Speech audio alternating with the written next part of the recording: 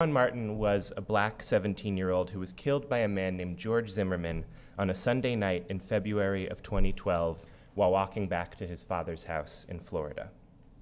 Trayvon's death and Zimmerman's murder trial both received extensive media attention, most of which centered around Zimmerman's possible motivations and Trayvon's character. Most media focused on the micro details to explain what happened, instead of focusing on the larger structural forces that set the stage for this tragedy. Behind me is a cover that People magazine ran after Trayvon's death, and I want to direct your attention to the subtitle in the bottom left, which I've reprinted next to the cover. It reads, quote, "An unarmed 17-year-old is killed in a Florida neighborhood. How a chance encounter turned deadly, leaving a family devastated and a country outraged." Now, that caption may seem totally innocuous to you, but we actually think that it's hugely significant because it captures the core framing, the nearly universal common sense thinking about this case and recent others like it. People magazine called the confrontation between Trayvon Martin and George Zimmerman a chance encounter. And in some ways this is true, but on another level, this encounter wasn't random at all. What I want to illuminate for you today is that despite widespread media framing that suggested otherwise, the deadly encounter between Trayvon and Zimmerman was significantly shaped by structural racism. I want to talk in particular about how structural racism and the ideas about black people that justify it shaped their encounter in three key areas. If you're living in a neighborhood that's less than 20% black, whites will move into that neighborhood, fewer than 20%. So that's a good thing. But any more than 20%, and the first thing that happens is whites stop moving in. So it could be 22 to 25%. They did a tremendous study. This comes from a book called American Apartheid by Massey and Denton, two very distinguished sociologists, won many awards. If it's more than 30%, whites sell their homes and move out. As you can see, if you think about this, this process creates segregation in and of itself. So it doesn't take long that when whites stop moving in, other people have to, somebody moves in, it ends up being non-whites, the neighborhood eventually becomes all people of color. So this process can happen individually. People make their individual choice, but what happens? They actually produce it. And that means there's a deep investment in not being caught in this bigger than 30% neighborhood because we know what the economic consequences that the market produces will be.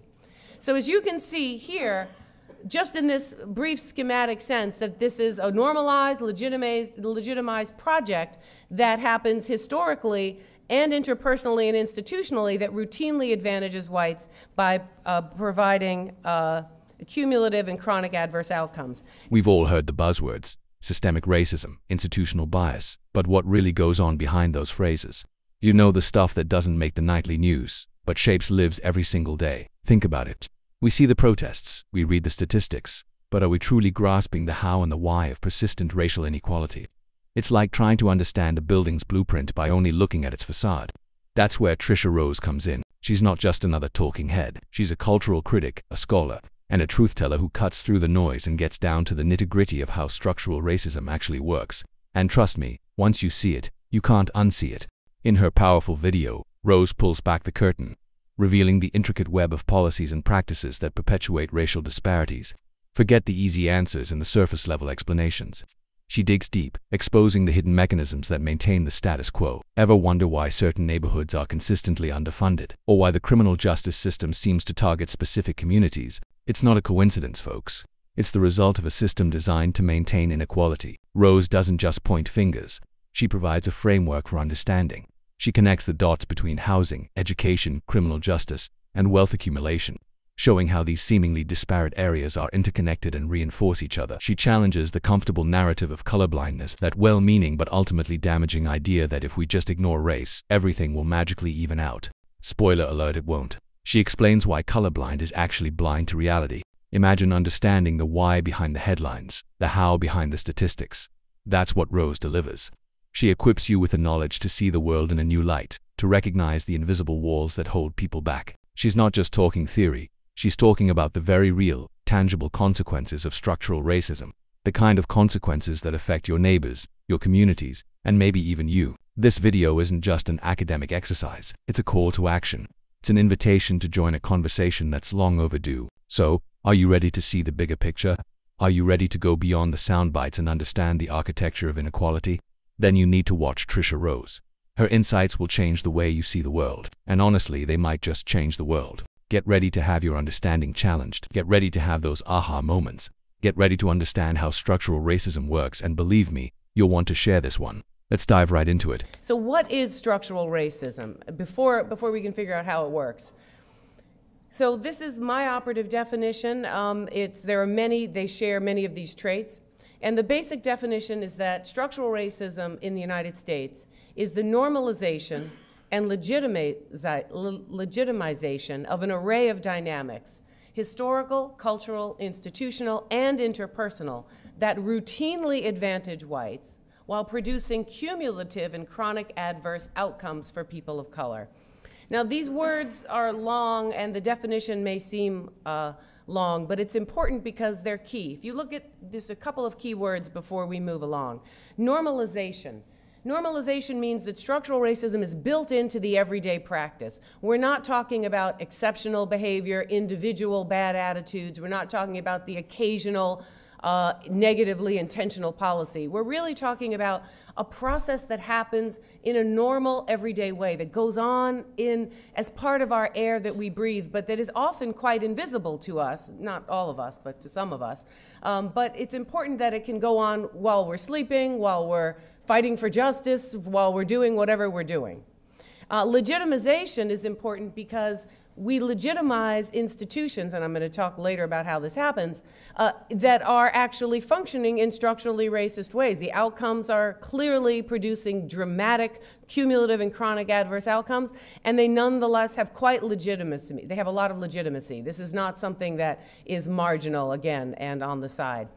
The second piece of the definition that's really important is that structural racism is not just the past that has a legacy that's waning in the present. It has present formulation. So it's historical, yes, but it's also present tense. There are cultural elements to it. That means it has to do with the way we talk about race that help produce it. It's not just policies, but it is institutions and policies. We see it in government policy. We see it in corporations and their policies. We see it in educational institutions. And of course, it is also interpersonal. And by interpersonal, I don't just mean sort of screaming people at the Walmart, which seems to be a new problem we're having in the United States. But it does mean that, right? Because that's part of it. But it also means the ways in which we interact and the ways in which we create relationships with one another. So our project is really, it started as, as many things in my life academically have started, which is something that seems like I should be able to do it quickly and then takes like forever. So this is one of those, I can just explain structural racism to everyday people, doing a multimedia project with a couple of videos, put them online on YouTube, pull up a website, do some research, bam, we'll be all set, 6 months. Okay, 2 years later, we're standing here in front of you like really still working it out for a lot of different reasons. But we feel more and more convinced about the importance of the project and the importance of these areas. So what's happened for us is that we're trying to focus on these 5 critical areas where structural racism is highly dynamic and consequential. There are others, so don't even worry about asking me that. There are definitely others than these 5. But these 5 really apply to all of us in here. Hopefully not criminal justice, but if not, then that may itself be part of the puzzle, right? If you've never had a brush with the law. But the others for sure, housing, education, mass media, wealth, and jobs are just critical fundamental anchors. The outcomes in these areas determine fundamentally the quality of life, the sense of safety and security, and the opportunity that our citizens in this country have. So I want to lay it out this way for a moment because this is usually how we talk about it. We talk about wealth, we talk about housing, we talk about media, whether it's representation and images of people of color or African Americans, which is the group we're going to mainly focus on. Whether it's educational outcomes or the criminal justice system, we tend to look at these things in isolation from one another. And this is not a bad idea when we want to drill down, because if you want to look at the significance of, say, racialized wealth inequality, which is dramatic, and I'll point that out in a moment, you want to figure out why and how, so you have to go down and into it, right? You have to keep moving in more deeply. But at the same time, it's extremely important to think about how these gears, as we're thinking of them, work together. And they are actually not operating in a single sphere way, that there are interlocking effects. And this is key to our argument, this is key to our approach, that we think about how various aspects of society produce structural inequalities in ways that are interdependent, interactive, and compounding. This is extremely important because, again, if we find a disparity in, say, job discrimination or unemployment, there's a tendency to say, well, if we just fix that, we're good, right? But if you look at the interlocking effects and you come to the realization that in any one sphere, you have discrimination and inequality, past, present, and in policy and in thinking, and it's really driving inequality in other areas, you can't possibly think in a single sphere way to solve any given problem that we're dealing with. So we're making an argument that it's not just structural in the big picture sense in isolated ways, but it's interlocking and interdependent. So this whole talk could be statistics of data, and we're not going to do that. I'm going to give you just a thimble fill of it, but I'm going to assume that many of you have been paying attention to these issues. Otherwise, you wouldn't have roused yourself probably at 7:30 in the morning to come here to listen to me talk about it if it was completely unfamiliar to you. So just very quickly, black unemployment today is worse than it was in 1964, but more importantly, it hovers at twice the white unemployment rate pretty much all the time.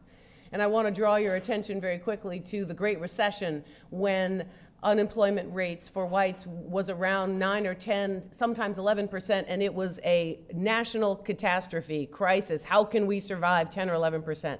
Well, black unemployment hovers at 12 to 15% all the time and was 19% during that recession. So if you want to figure out how to survive that crisis, we have people to talk to.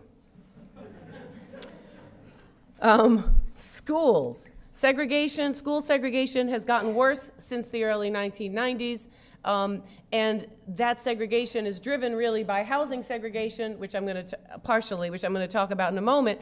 But what's important too is that due to a variety of structural conditions, largely in housing and elsewhere, the more homogeneous a black school gets and the less white it gets, the poorer it gets. So race is an indicator also of economic disadvantage as it plays out in schools and elsewhere. Now, criminal justice is a huge sphere, and we could talk about many things, but there are a couple of key things. One is that for the past 30 years, we have quadrupled the number of people in prison, mostly from drug arrests. Number one, blacks are jailed at 6 times the rates of whites, despite the fact that whites use and sell drugs at a higher rate. I know you may find that hard to believe. If you follow mass media and news reports and the sense, you'd think that all African Americans do is sell, buy, and consume drugs in the United States. So if you actually think about the consequences of this, this would mean that we couldn't have, if we followed who's actually doing the drugs, we couldn't possibly have the disparity that we have. But we have a policing process that confirms and looks for and seeks out and finds the drugs that we're looking for in segregated neighborhoods. And then another key point is that we do not sentence blacks and whites for the same crimes equally. Blacks receive longer sentences for the same crimes, and this is on top of the fact that whites are not likely to be charged with crimes in the first place. So that longer sentence plays out even more significantly. Wealth is a massively significant component of the process of structural racism. But just since the 1980s, the black-white wealth gap has quadrupled. And the gap at this point is roughly $11,000 in wealth for African Americans to $142K on average, the median wealth for white families. That is a staggering gap that no amount of hard work will breach. It just simply will not be closed with hard work. Key points to keep in mind about structural racism overall. One is that we do not have to be aware of it or any of these factors in order for the system to work. 2, it's fueled by and relies on racial ideas and stereotypes to perpetuate outcomes. And this is important because I'm going to show how the way we think about race and the stereotypes we activate and the unconscious bias we activate actually produces the outcomes in the material world. And whether, you know, and this is important because changing policy by itself won't change necessarily what's going on unless we tackle ideas. And they matter because they really hide structural racism right in front of us. And I'm going to give you an example. And the most important thing, though, is that we can know ourselves to be unracist in every bone in our body and still be functionally deeply advantaged by this system and participate in it all the time. This is a difficult thing to really confront because we've talked about ourselves as Americans as having transcended this kind of racial outcome and investment since the 1960s. That's been our main story, that we're now a meritocracy, that we've ended structural barriers, that we're post-race. I know right now this seems like a weird old school fantasy that we thought. I know. I didn't believe it when it was said. I saw this kind of thing coming. It was like, oh no, this isn't going to be pretty. But what did most people think? Oh my gosh, we've got one African American, you know, sort of. We have half an African American in the White House. How exciting, you know, and everything's gone. Structural racism, poof, magic. But discriminatory outcomes do not have to rely on racist or discriminatory intentions. So how is structural racism made invisible?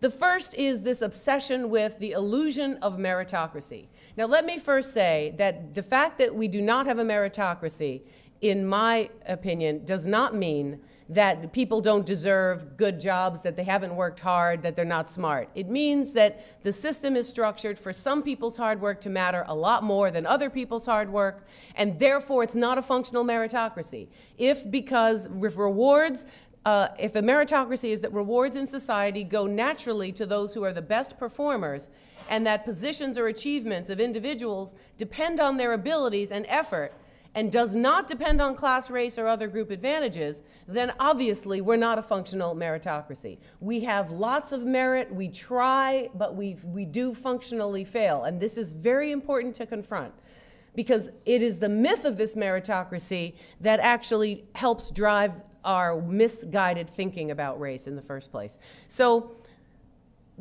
inside of the meritocracy myth is the belief that we ended racism with the civil rights movement. Lawrence Bobo, a political scientist at Harvard, has done lots of attitude studies, and one of them shows that over 60% of whites think that we've reached racial equality now.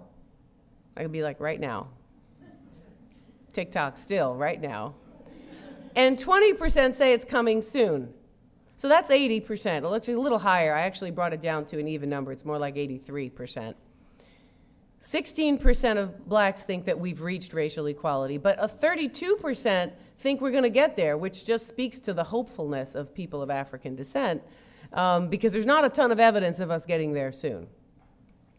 I told you needed to have caffeine for this situation, right? I did warn you. I gave you a heads up. It's not pretty data.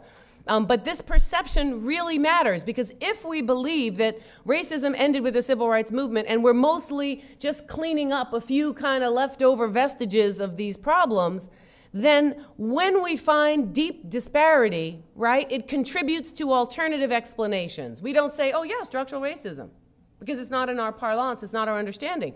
We come up with various types of, you know, mechanisms to compensate. One of my favorites is the anomalies. Well, yes, over here, but I know a guy who hired 5 African Americans. You know, I'm like, oh, that's fantastic. You know, are we going to solve this one man's job hiring program at a time? I don't think so. Or a one bad apple thesis. This comes up a lot with police, right? That, you know, one bad cop, some evil bad cop, as if he could function without a whole culture around him to enable it. So what remains? If it's the case, this is not the case, but this is a false proof I'm setting up. If no or few structural impediments exist, then why do we have such disparate outcomes? The answer becomes behavior, and this idea that individual behavior or collective black cultural practices produce disparate outcomes like this across all major aspects of society, this activates and relies on a deep well of stereotypes and bias. You guys following me? Am I going too fast? Excellent. You guys are perfect Brown students. All right. So let me give you a quick example. Unemployment rates, labor force, Census Bureau, 2010. I told you before, it's often twice. Here's your evidence. 8.7% for non-Hispanic whites unemployment, 12.5% for Hispanics, 16% for blacks. It was 2010. That was a little bit higher than your average because it was 2010. If you recall, that was not a pretty time. But it's pretty much double, as I said it always is. How do we explain it? If you're giving a structural analysis, you're going to explain this by looking at housing discrimination, which is, there are many, many studies, and if we were approaching this as my own 50-minute talk, I would go into some of these, but there's tremendous evidence for significant hiring discrimination, even at entry-level jobs. There's profoundly limited accessible opportunities based on distance, transportation, and housing segregation and isolation, and social networks. Almost all jobs are social networks. I know a guy, which is a Rhode Island thing, but everybody uses it. I know a guy who can do that. Oh, yeah? Well, you trust me, so you trust the guy I say. So ask what percentage of white social networks constitute black people? If you're white, what percentage of your social networks is black? Shout it out like the kids. 5%. Give me one more number. 30%. Very optimistic. Amen. That's the number. Do you do math? Because that came out as perfect.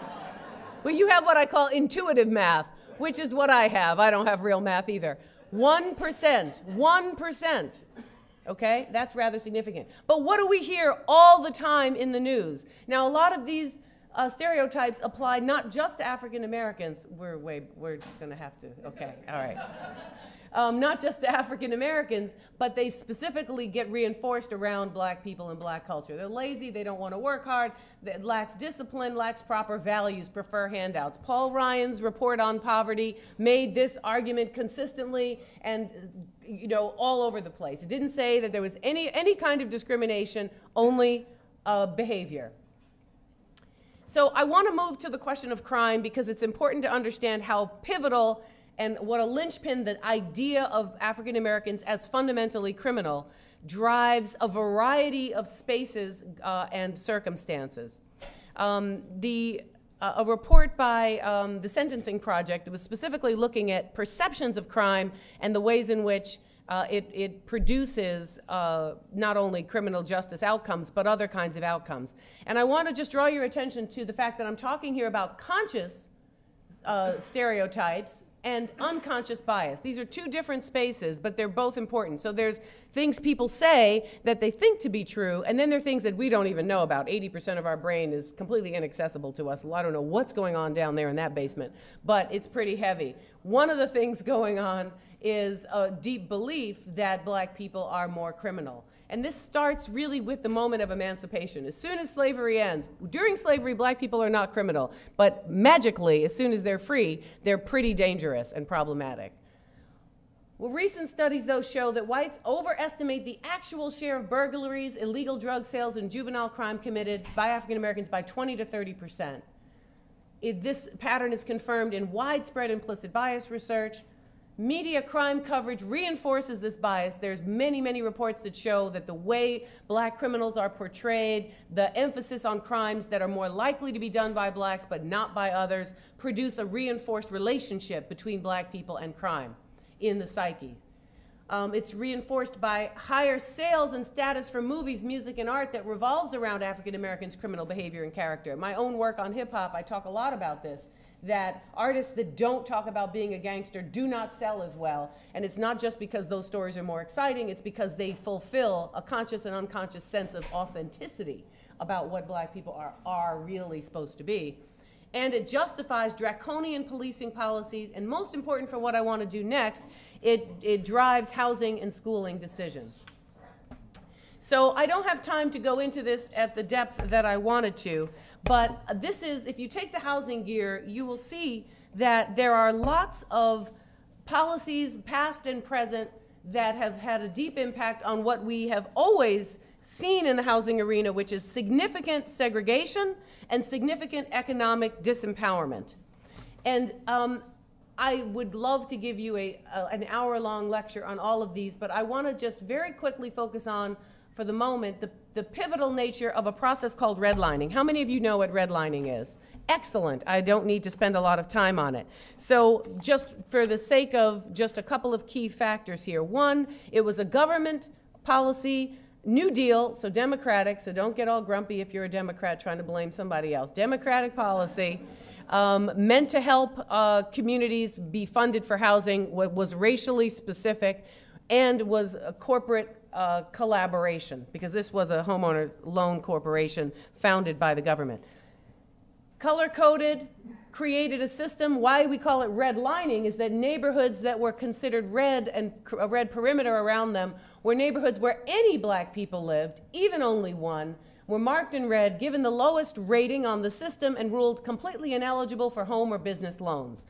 This goes on. I'm born well into, not too long before 77, but long enough to say that this is actually going on consistently across the country, uninterrupted, and this is just one piece of the puzzle, creating a number of factors that are extremely important. Not only is it starving black communities of economic resources, it's elevating the whiter the community is. It's creating a financial incentive for white homogeneity. You following me? This is very important because it itself produces thinking about race. Because you're like, well, whiteness has value. Oh, that's right, here's my white house. Basically, in my white neighborhood, in my white schools, it's more valuable. Of course it's more valuable.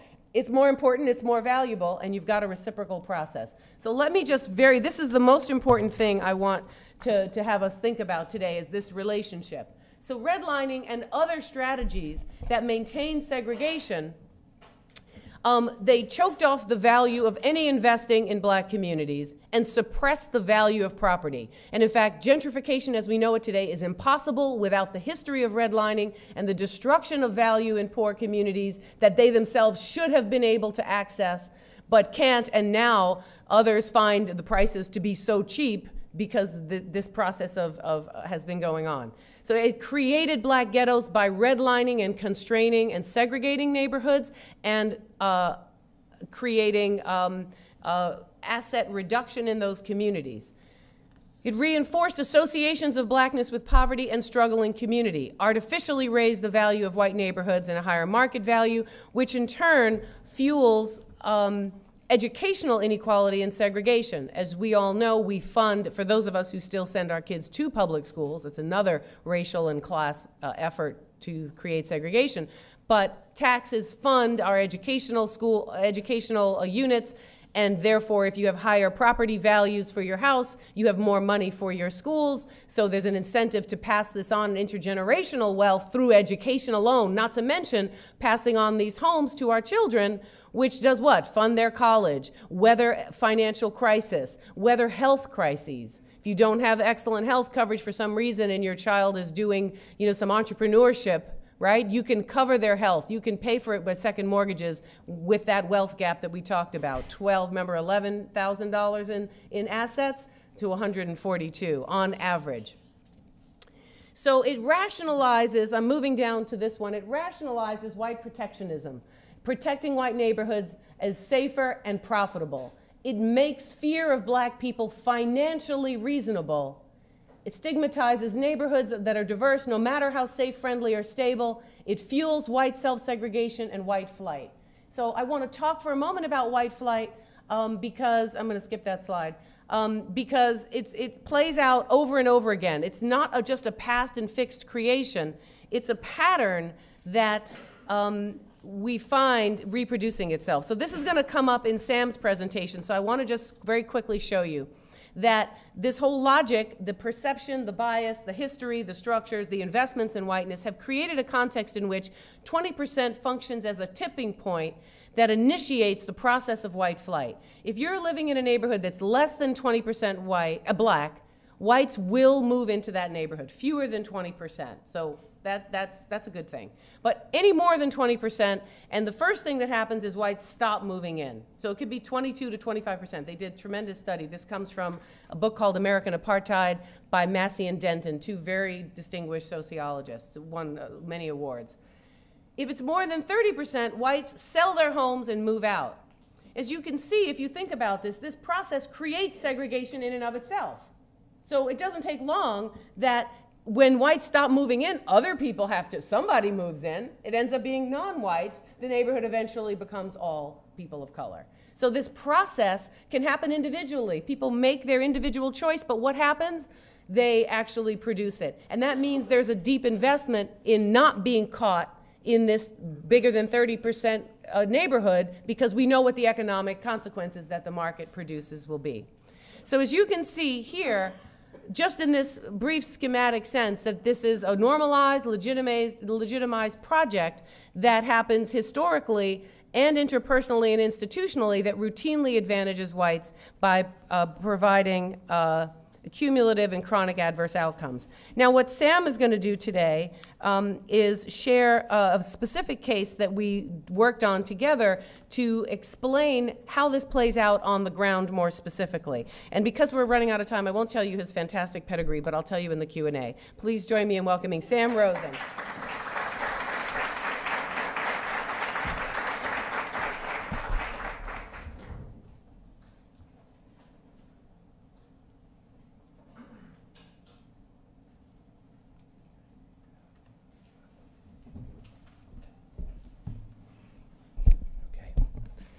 Hi, everyone. Good morning, and thank you, Professor Rose. Oh, thank you.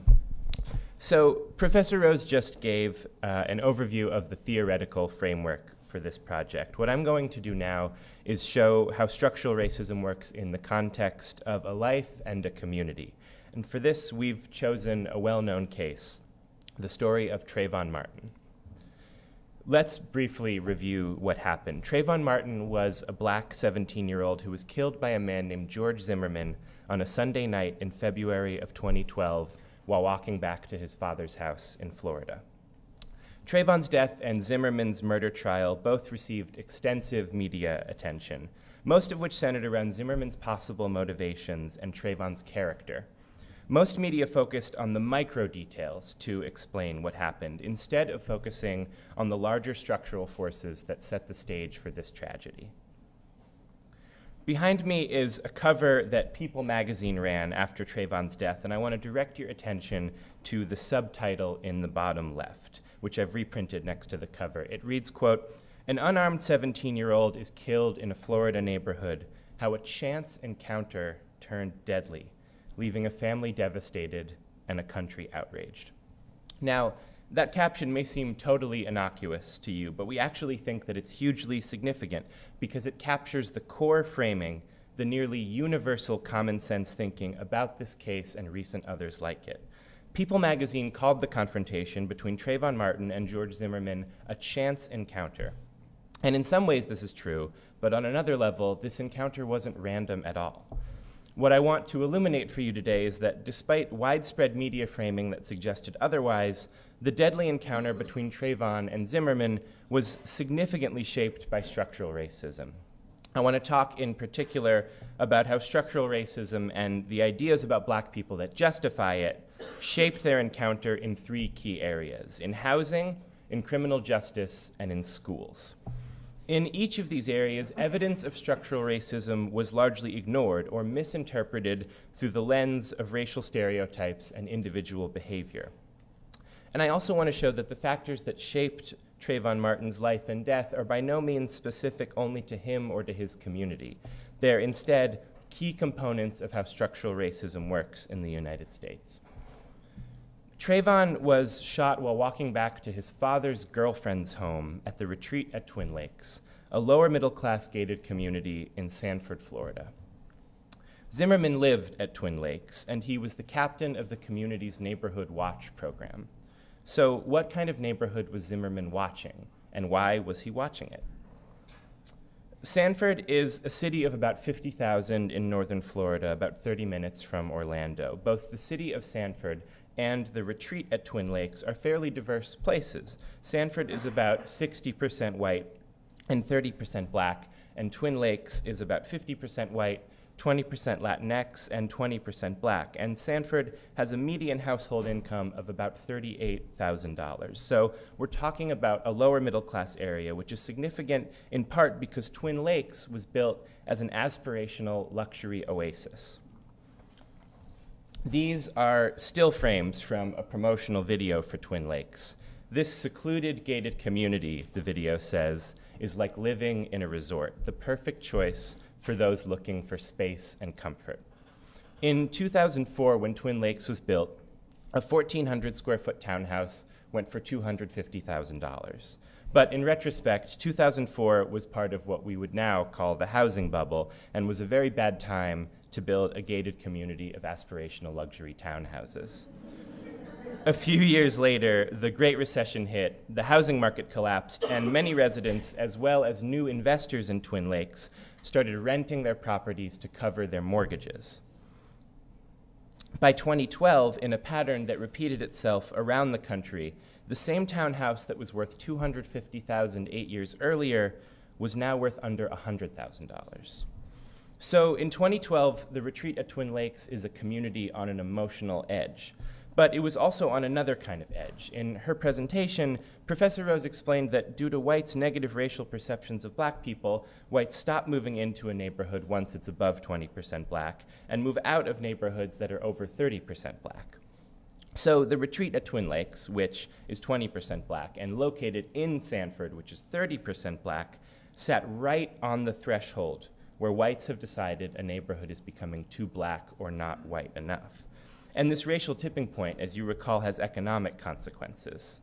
Because of the higher market value attached to white neighborhoods, white flight accelerates declines in property values, which in turn leads to more white flight.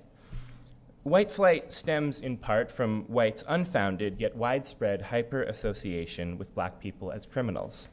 And Twin Lakes demonstrated this ideology in textbook fashion.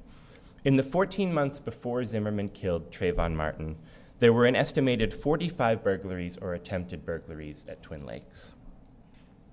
Reuters reported that of those 45, only 3 were known to be carried out or attempted by black men.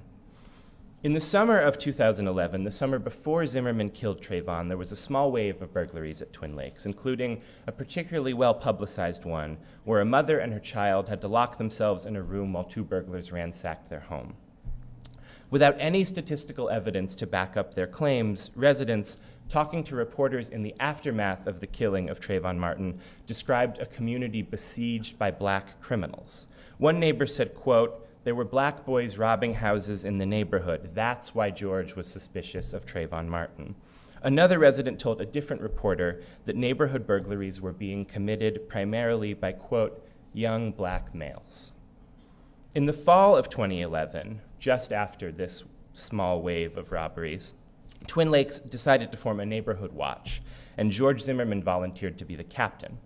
In many ways, though, George Zimmerman had already been the unofficial watchdog of this gated community. He moved into Twin Lakes in 2009, and in the 2+ years between when he moved in and when he killed Trayvon, Zimmerman called the police incessantly to report all sorts of things.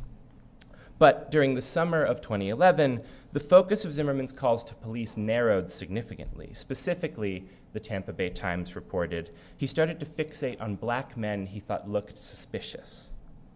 Often, this was reported as an individual fixation of Zimmerman's, and it may really have been one, but Zimmerman's behavior embodied an irrational racial paranoia that appeared to be widespread at Twin Lakes and is certainly widespread around the country.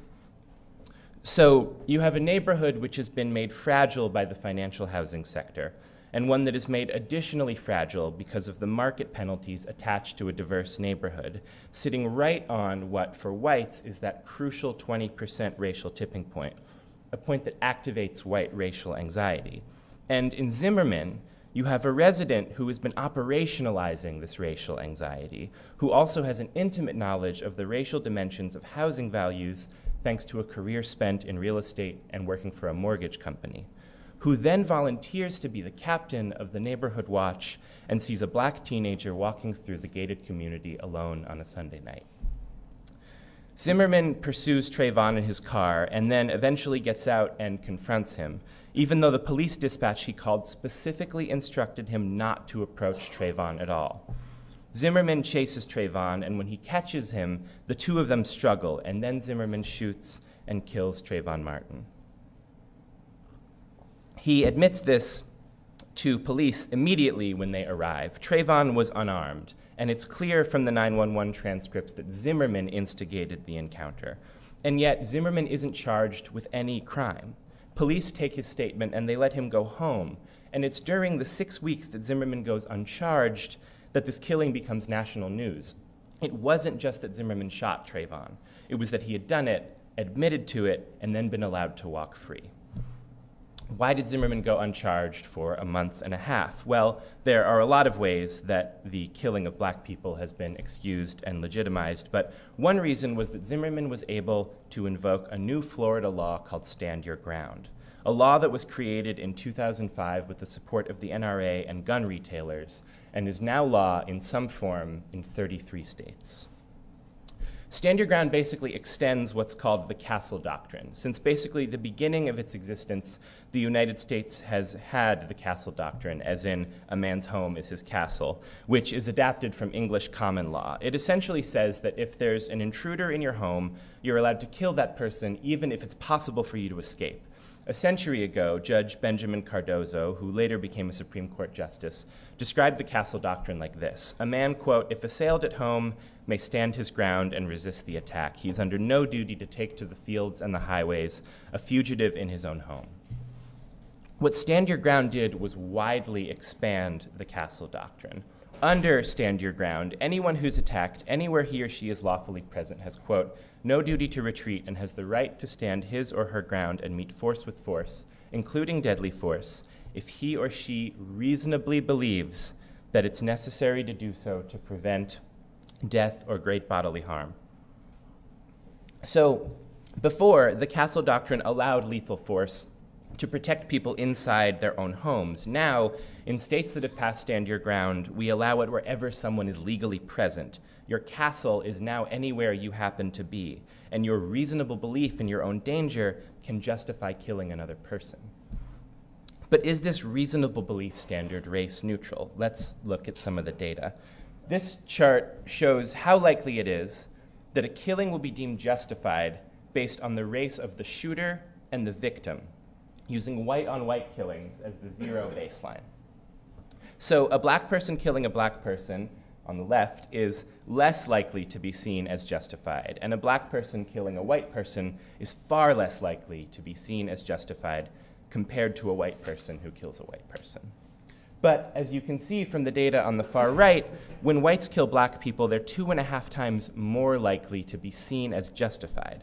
And in Stand Your Ground states, which is this tall purple bar, that number is even bigger. Whites are 3.5 times more likely to be found justified if they kill a black person instead of a white one. Put in the language of the law itself, white-on-black killings in Stand Your Ground states are significantly more likely to be seen as stemming from a reasonable fear, the kind of fear that George Zimmerman invoked when he chased, confronted, and killed an unarmed Trayvon Martin.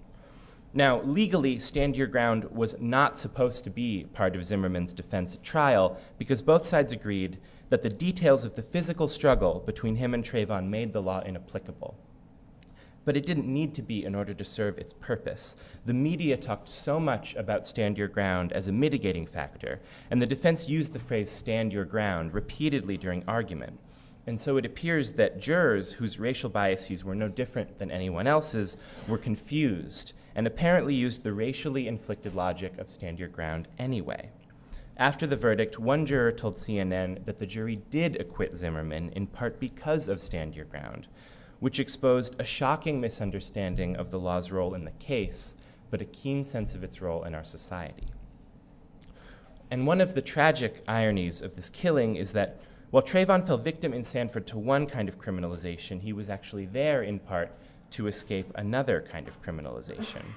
Trayvon didn't live primarily in Sanford. He lived and went to school in Miami, 4 hours south. The night he was killed was a school night, But Trayvon was in Sanford with his father because he had been suspended from school and didn't need to be back in Miami the next morning. The suspension that led Trayvon to stay in Sanford with his dad was his third of the year. His first was for tardiness, his second was for writing the acronym WTF on a locker, and his third was for possessing a bag that had marijuana residue on it. Now, this might seem to you to be cut and dried. Trayvon broke the rules, and so he was suspended. And his suspension was often cited in the media as proof of troubled behavior. But it's quite a bit more ambiguous than that. Crop High, Trayvon's school, has detailed guidelines for which offenses warrant which types of punishment.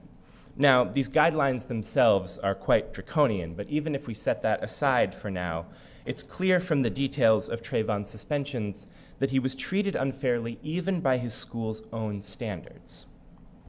On the table behind me, there are 3 columns. The left is Trayvon's offense. In the center is the punishment that that offense warrants according to his school's own guidelines. And on the right is the punishment that Trayvon actually got. As you can see, Trayvon's first 2 offenses shouldn't have resulted in suspensions at all. For his third, he got the maximum suspension for an offense that appears to be one of the least serious drug offenses possible. So by punishing him excessively and against the established rules, his school created a pattern of offenses, which then snowballed and justified a stiff penalty for the one actual offense. Now, the tricky thing about looking at structural racism through the lens of one student's suspensions is that there's obviously a lot of ambiguity and subjectivity involved. We can say for sure that Trayvon's first 2 suspensions weren't warranted, but there may be additional context we simply don't know about. But when we put Trayvon in a larger context, we see some worrisome patterns. Since the 1970s, the percentage of students suspended from school has doubled, and black students have been suspended disproportionately.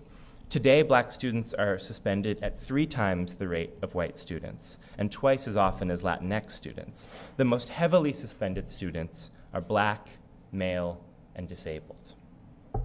And black students aren't just over-suspended, they're also judged more punitively for the same exact behavior when compared to their peers of other races.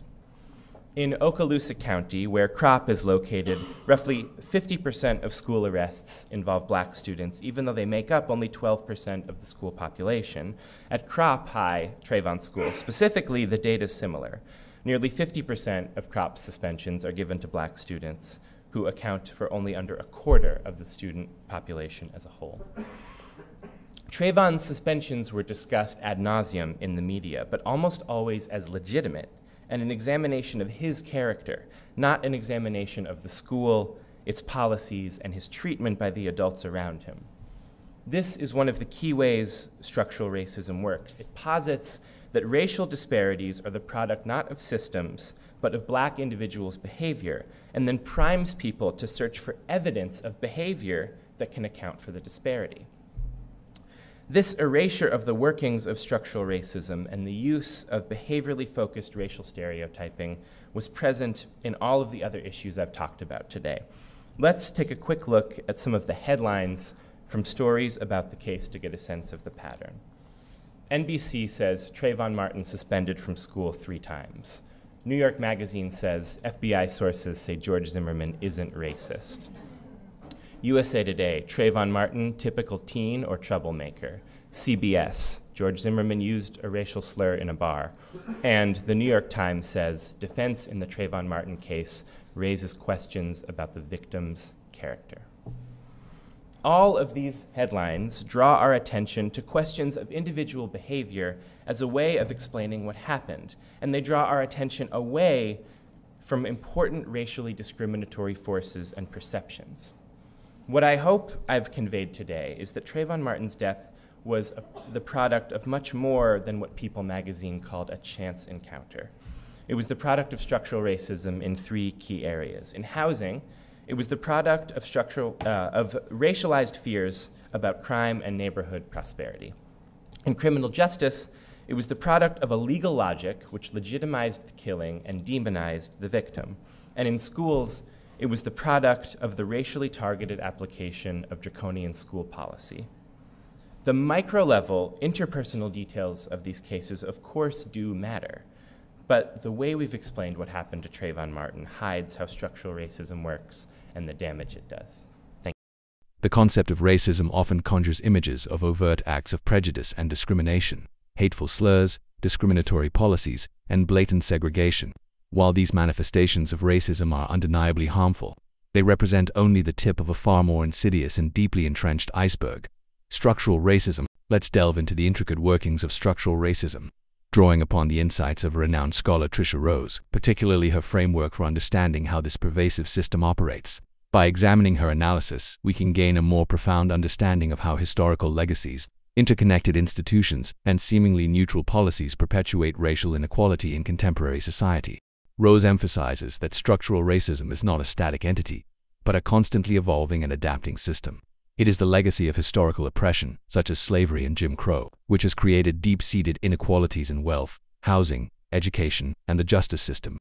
These historical disadvantages continue to shape present-day realities, creating a cycle of racial disparity that is difficult to break. Furthermore, structural racism is often invisible or normalized, making it challenging to identify and address. It operates through seemingly neutral policies and practices that, in reality, have racially disparate impacts. In her work, particularly in her ongoing project How Structural Racism Works, Tricia Rose identifies several key drivers that form a flexible and highly connected apparatus perpetuating racial inequality. While these drivers are interconnected and influence one another, understanding them individually provides a clearer picture of the multifaceted nature of structural racism. According to Rose, some of the crucial domains where structural racism operates include housing. The history of discriminatory housing policies, such as redlining, has created and maintained racially segregated neighborhoods. Redlining, the practice of denying services or charging more to residents of certain areas based on their race or ethnicity, has led to significant disparities in property values, access to quality schools, healthcare, and other essential resources. These disparities persist today, contributing to the racial wealth gap and limiting opportunities for upward mobility in communities of color. Rose highlights how these segregated housing patterns then influence other areas, such as school funding, which is often tied to local property taxes, thus perpetuating educational inequalities. Criminal justice. The criminal justice system in many societies exhibits stark racial disparities at every stage, from policing and arrests to prosecution, sentencing, and incarceration. Rose points to the ways in which racial profiling, implicit bias within law enforcement, and disproportionately harsh sentencing for offenses more commonly associated with marginalized communities contribute to mass incarceration, particularly of black and brown individuals. The consequences of a criminal record, including difficulty finding employment and housing, further entrench racial inequality and create significant barriers to social and economic reintegration. Education. Educational institutions, despite often being presented as engines of social mobility, can also be sites where structural racism is reproduced. Rose examines disparities in school funding, resources, teacher quality, and disciplinary practices that disproportionately affect students of color. Tracking, which often sorts students into different academic pathways based on perceived ability, can also perpetuate racial segregation within schools and limit opportunities for students of color to access rigorous curricula. These educational inequities have long-term consequences for academic achievement, college access, and future economic prospects. Wealth. The racial wealth gap is perhaps one of the most stark indicators of the enduring impact of structural racism. Rose emphasizes how historical injustices coupled with ongoing discriminatory practices in areas like housing, employment, and lending have created vast disparities in the accumulation of wealth between white families and families of color. This wealth gap has implications for every aspect of life, from access to quality education and healthcare to financial security and the ability to pass on resources to future generations. Rose argues that understanding the historical roots of wealth accumulation and dispossession along racial lines is crucial to addressing this persistent inequality. Media and narrative. Rose also highlights the crucial role of media and dominant narratives in shaping public perception and reinforcing structural racism. Media representations often perpetuate harmful stereotypes about people of color, contributing to implicit bias and justifying discriminatory policies. Furthermore, the dominant narrative of a post-racial society or the emphasis on individual responsibility can obscure the systemic nature of racial inequality and hinder efforts to address it. Rose stresses the importance of critically analyzing media representations and challenging narratives that perpetuate racial hierarchies. She also underscores the power of counter-narratives in challenging dominant ideologies and fostering a more accurate understanding of racial realities. A key aspect of Rose's framework is the emphasis on the interconnectedness of these different domains. Structural racism is not a series of isolated issues but a complex web where inequalities in one area reinforce and exacerbate inequalities in others. For example, as mentioned earlier, discriminatory housing practices lead to segregated schools with unequal resources, which in turn can limit educational attainment and contribute to employment disparities and the racial wealth gap. Similarly, over-policing in marginalized communities can lead to higher rates of arrests and incarceration, further destabilizing families and communities and creating barriers to economic opportunity. Rose argues that addressing structural racism requires a holistic approach that recognizes these interconnections. Focusing on one area in isolation, such as reforming the criminal justice system without addressing housing or educational inequalities, is unlikely to produce significant or lasting change. Instead, efforts to dismantle structural racism must be comprehensive and address the multiple, overlapping systems that perpetuate racial disparity. Rose also critically examines the role of narrative and the ideology of colorblindness in maintaining structural racism. The dominant narrative often emphasizes individual merit and opportunity, suggesting that anyone can succeed if they work hard enough, regardless of their race.